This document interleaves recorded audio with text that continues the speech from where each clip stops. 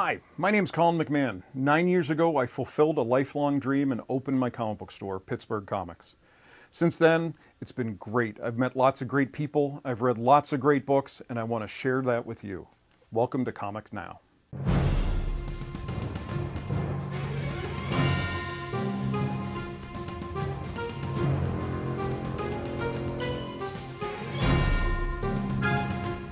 Hey everybody, welcome to Comics Now. This is the March 2016 edition. I'm back. I'm a little recharged. I just got back from the Comics Pro annual meeting out in Portland, Oregon. And that's always fun. It's more of a conference than a convention where I sit and you talk with all the different publishers. They tell you their plans, ideas they have, or a lot of them just want our input. What are they doing good? What could they do better? What would we like to see? What changes do we need to see? The big thing this year was DC. Since this summer, DC has kind of not been putting out the best books, or not necessarily the best books, but the most desired books. And we've all seen sales decline a little bit as they've made some big changes to some of their characters. We had Batman not being around anymore, and it's been Commissioner Gordon in a suit, and Superman's been depowered and running around in a t-shirt. And they thought that would be good, bring in some fresh energy, and it was good for a little bit, but it didn't really stick. So everybody went there very intrigued as to what DC was going to say. And they had been hinting this new event called Rebirth. So finally we sat down ready to hear what Rebirth is, and I really think they did a good job. If you've seen it, it's online. Jeff Johns did a big speech about DC bringing the characters back to their core. What makes Batman special? And those types of things. So he's sitting down with every creative team, and they're having big, long discussions, and they're coming out with a bunch of new #1s starting in June to kind of not relaunch their line, but to kind of give it a rebirth, give it freshening, making things more interesting. So there's a lot of plans. We're going to find out a lot more about it in the middle of April. They want to make a big announcement at WonderCon. So we'll find out more, but it's just nice to see. It was very interesting to hear them say, we messed up, it didn't work, we're going to try something different. You rarely hear that from creative people. It's always, oh, now we're going in this direction just because, without actually acknowledging things not working. So it was refreshing in that regard. So that was the big thing from Comics Pro, other than seeing my friends. And there's a lot of good conversations just between retailers. What worked for you? How did you address this problem? I'm having a problem with this. Things like that, which you don't really get in a day-to-day thing. I'll talk to the local guys, but we don't always have a plan or an idea, and all of a sudden some guy out of Texas or some guy out of Chicago has said, well, I tried this, and your head kind of goes, wow, brilliant. Lots of little things. Like, we do these round tables. I think there were 40 different ones, so different publishers, different vendors, and things can talk to us. And it was a real little thing that was the neatest thing, was the comic box and bag supplier made new tab dividers that actually the tops fold down, where that's a big problem when you have your dividers in a box. You put the lid on, it crushes them, they get bent, and now they actually pre-scored them and they're designed to fold over. And it was one of those, why had no one ever thought of that? It's not like these are brand new. So it's just nice seeing little things, or maybe somebody recommended that to them at one point and they went with it. I recommended making them scratch and sniff and smelling like 1960s paper. So every time you open the box, you have that nice smell. Doubt that'll happen, but I threw it out there for them. But overall, it was good. I always come back refreshed, a little recharged. Christmas is exhausting, and then January really kind of starts to drag. So it's always good to get out of the store for a little bit. You guys really helped by coming into the store. Lots of times if I'm not here, people don't come in, which is always sad. I look at the sales numbers going, where did everybody go? But store did great. Everything's going well. I got a real exciting thing coming up real soon. I'm going to talk about it at the end of the show, so stick around. But for right now, let's get into what's coming out in March. The companies are really getting back. We always have a little lull right at the beginning of the year, like they spend all their energy up until Christmas. We don't get a lot. I remember last month I didn't have a lot of stuff to talk about, but now we're getting into the heart. The pre-summer type of stuff is starting in March. So let's get to it. First thing, Marvel is coming out with International Iron Man. Bendis wanted to do a second Iron Man book, and this one is with Alex Maleev, who he's done a lot of things with. Scarlet, did a lot of the his Daredevil run with Alex Maleev. And this is them together on a book. And this is Tony exploring his past. A little while ago, he found out that he was actually adopted, and he's not actually a true Stark. So this is one where him trying to go out and find out who he really is, find out his family, find out what he is. His dad was this great inventor, and he thought he had, that was part that he brought down, but it was just something he had learned. So now he wants to find more about himself. Something else, there's Infinity Entity.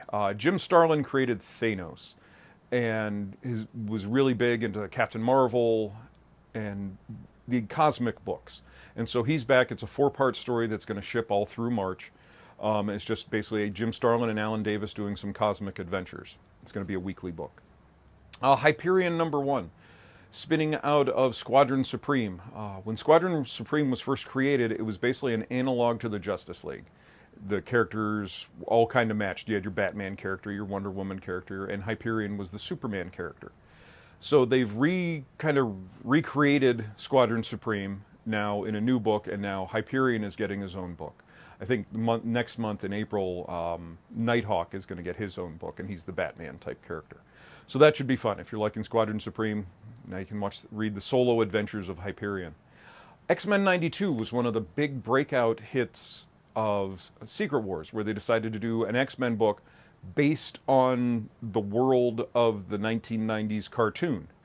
And it did really well. People really liked it, so they said, hey, let's keep it going. So now we're going to get an X-Men book that doesn't really tie in with any of the other books, but is going to be just based on that cartoon world, those characters as they existed then. They'll probably hit some of the storylines and things like that, because that's something people really loved. A lot of people got into comics back then through the toys and the cartoons. So, Black Widow's relaunching. Brand new #1. This one's by Mark Waid and Chris Samnee, who had an award-winning run on Daredevil. They wrapped up their run when everything ended, and now they're jumping over to Black Widow. So hopefully it can have the same success that Daredevil did. It's certainly a character that definitely can be fleshed out. There's a lot of secrets and mysteries there, and a big tie to Daredevil. When I started reading Daredevil, it was Daredevil and Black Widow. So they can certainly play with that. Chris Samnee's art is going to work out real well for that too. Disney's coming out with the Haunted Mansion book. It's a 5-issue series, basically based on the theme park ride. So if you love Disney and you love the Haunted Mansion, this book is kind of going to be fun, you know, and in dealing with everything about Haunted Mansion. Mockingbird #1's coming. This one's spinning out of the Agents of S.H.I.E.L.D. show. Mockingbird's been around for a long time, but she's become Bobby Chase is a big character on the show, so they decided to spin her off into her own book. So we'll see how that goes. Avengers Standoff on Pleasant Hill. We had the 0 or #1 issue, but now we're getting into the meat of the series. This was a prequel. Now we're getting into Alpha #1, which sounds like #1 to me, but this is a new one. It's their blockbuster spring Avengers event, supposedly leading into Civil War II. I'm not sure. After reading the first one, I don't quite see how it fits, but that's why they make the books. So we'll see how that goes. And that's going to be tying through all the Avengers books all month. And then we have the Apocalypse Wars starting. Hopefully you've seen the trailer for the new X-Men Age of Apocalypse. They're bringing Apocalypse into all the X-Men books, and the first one's starting in March. The Extraordinary X-Men tie-in. So it's fun. The covers are kind of all recreating X-Factor #6, which was the first appearance of Apocalypse, where it was his big head in the middle of the page and the characters like being blown backwards around it. Each cover kind of has that feel.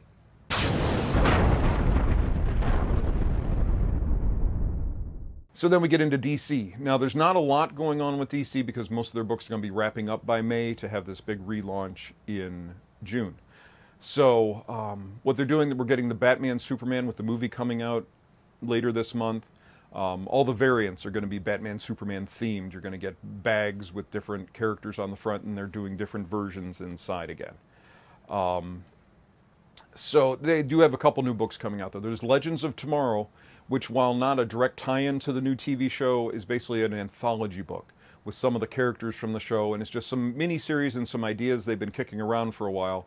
They didn't know if they could really support their own books, so they're doing them in this anthology style. So we're getting Firestorm is getting his own story, Metal Men, Metamorpho, Sugar and Spike, Now, I've had a lot of questions about this. Sugar and Spike were two troublemaker kids back in the 60s that had their own book. And it was fun, it was lighter.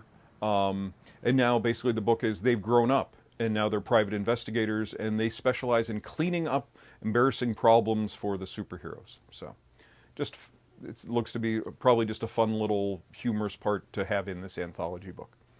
Then we get in some of our big books this month too because we're hitting the 50s. So every comic book company loves a big anniversary type issue. So they're all going to be a little extra size. So we're getting Batman 50, which is the conclusion of the year-long, I think it's called Super Heavy arc with Mr. Bloom. So that'll be good. That's also going to be wrapping up Capullo and Snyder's run on the book. You have Superman 50, where he's coming back to being Superman, where he gets his powers back. Batman and Robin Eternal is also concluding. This one, instead of being a year-long, was only 6 months. It was only planned to be 6 months. But so that's coming to a conclusion as well. Vertigo is bringing back a book, Suiciders, Kings of L.A. Suiciders was an interesting book, like a post-disaster story in LA where a wall has been created. I guess there was a big earthquake, and so they do these almost like Fight Club or Gladiator Wars to entertain the masses. And the first series did very well, and so they're coming back with a second series.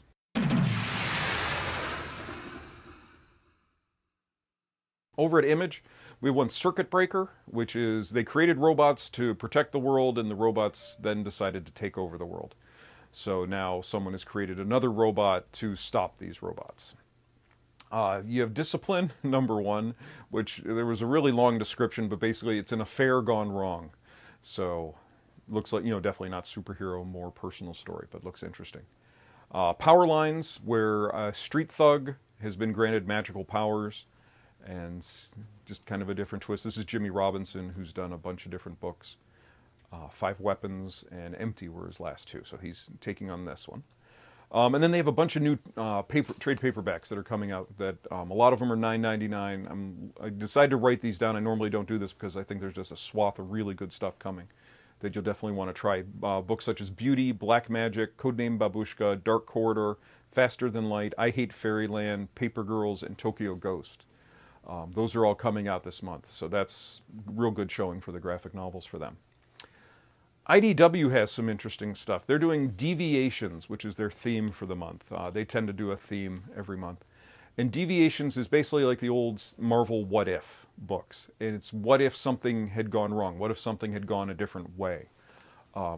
So we're getting a bunch of one-shots with all their licensed stuff. So we have Transformers, basically what would happen if Optimus Prime did not exist. So obviously the Decepticons would have taken over, and what would have happened in that world.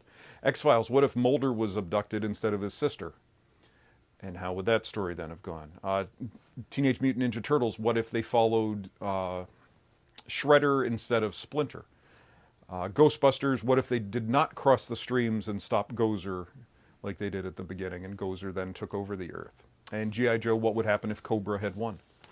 So just fun. It's always nice. I know a lot of people, I always enjoyed these Elseworld type stories where something happened differently and how would the story have gone. Back to the Future is back. It was originally a 5-issue miniseries, and this is now issue 6 because it's now a continuing story. So we're getting that, also written by Bob Gale, who wrote the movie. So it's still in the continuity and from the idea of the guy that created it all. We have a new Godzilla story coming, Godzilla World's End. Star Trek is going to start into the Legacy of Spock storyline. I think we just had the 1-year anniversary of the death of Leonard Nimoy, so this one is kind of fitting, seeing it had both young and old Spock on the different covers and things. So it's a little bit of thinking back onto the history of their books. And there's also a new Mars Attacks occupation coming.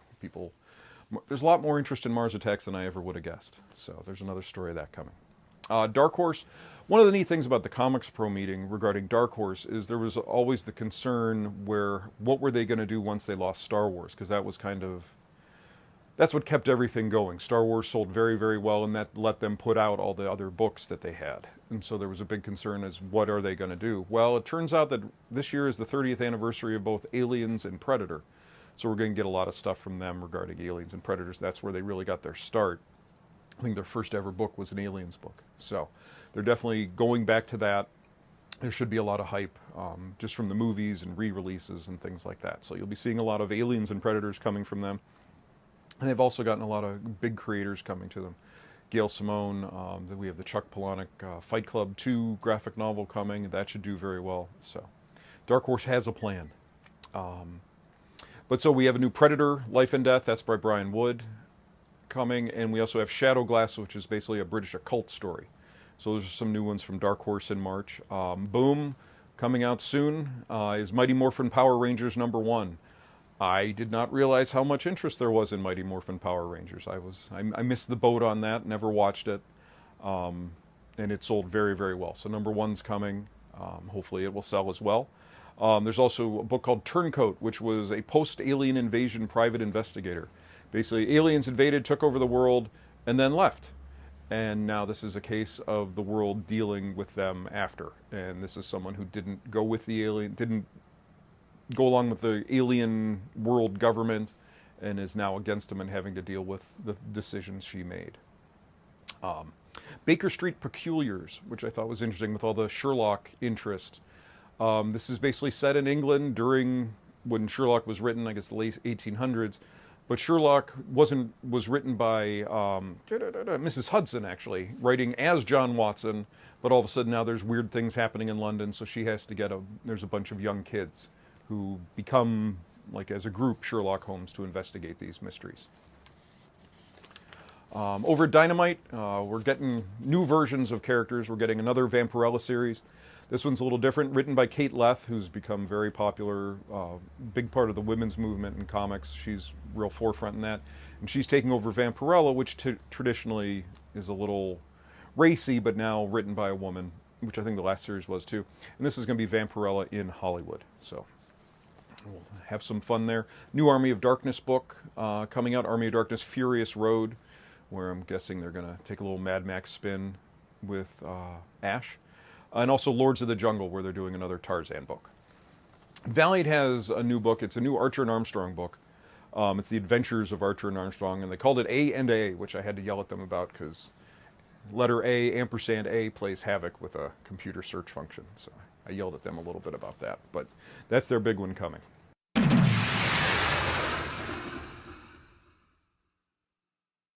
Then as far as in the store, still continuing on the alphabet sale for the graphic novels. Every week it's 2 different letters.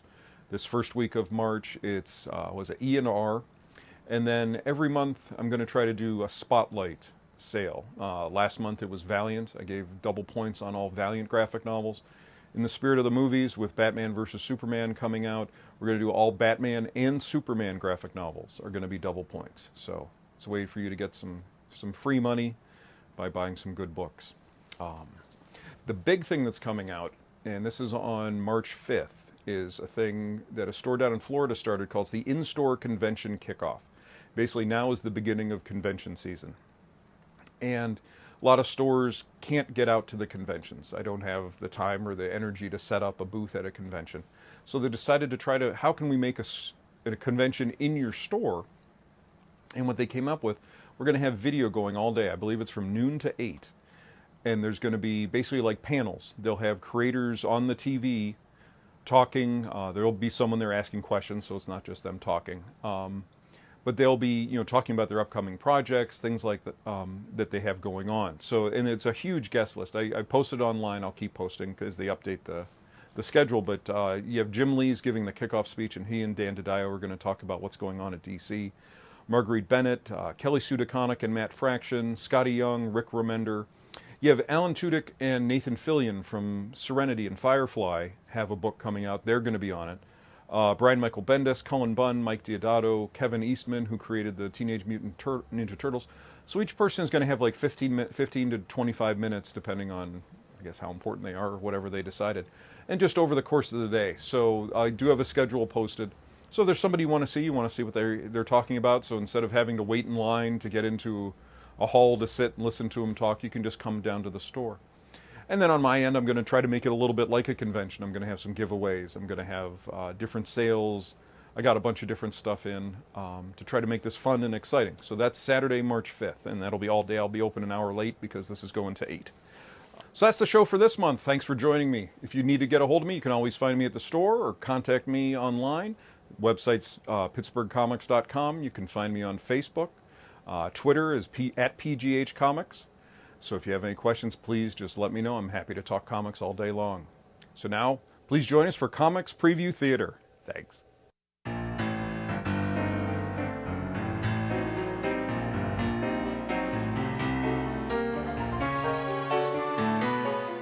So, Silk is working for Black Cat now? And someone thought that was a good idea? Maybe we can take this conversation somewhere private, Peter? Now that? Actually a good idea.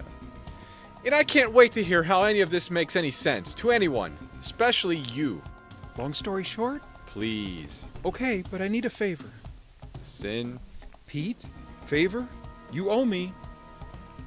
How do I owe you? I saved your life a couple of times. That old chestnut? Alright, fine. You get a favor. 1. Now spill. Great. So, long story short, I'm working for Black Cat now. Dude! I'm undercover. Wait, what? Hang on, where are you going? I told you my story. Now it's favor time. That wasn't a story, Sin. That was one detail. I need more details. Like all of them. Details. Right. Well, I need help to build my cover first, okay? And no offense, nobody cares if I beat up Peter Parker. Wait, your fever is to beat me up? Don't be silly. I need to beat up Spider-Man. Not everyone knows I'm bad. For some reason, Jonah thinks Silk is still good. Seriously, that guy? So, a little fisticuffs with an established A-list hero will help my case. But since I don't know any A-list heroes, you'll have to do. You're not going to give me the whole story unless I do this, are you? You're not wrong. Any chance you're just a Skrull or possessed? That sounds less complicated. Nope, I'm me. Undercover me. And I need you to make this look good. Stand down, you villain! Surrender and come with me! You know, there's not going to be any audio of this, right? What? I mean, yeah. And who quips like that? I'm a method actor. Gotta get into character. I need Spider-Man, not Spider-Dork. That's the spirit. This feels wrong. I can't believe you talked me into this. A stage fight is a bad idea. Do you know what's a worse idea? You working undercover in Black Cat's gang. Cat has been stealing tech from everyone. It's up to me to stop it from within. I know she's been stealing tech. She stole from me! Yeah, sorry about that. Why do you have to do this undercover? What the? My web should have pulled you down! When did you get so strong? It's called practice, Pete. You should try it sometime. Seriously, were you always this strong? And always this fast? Did another spider bite you? Maybe you're just getting old.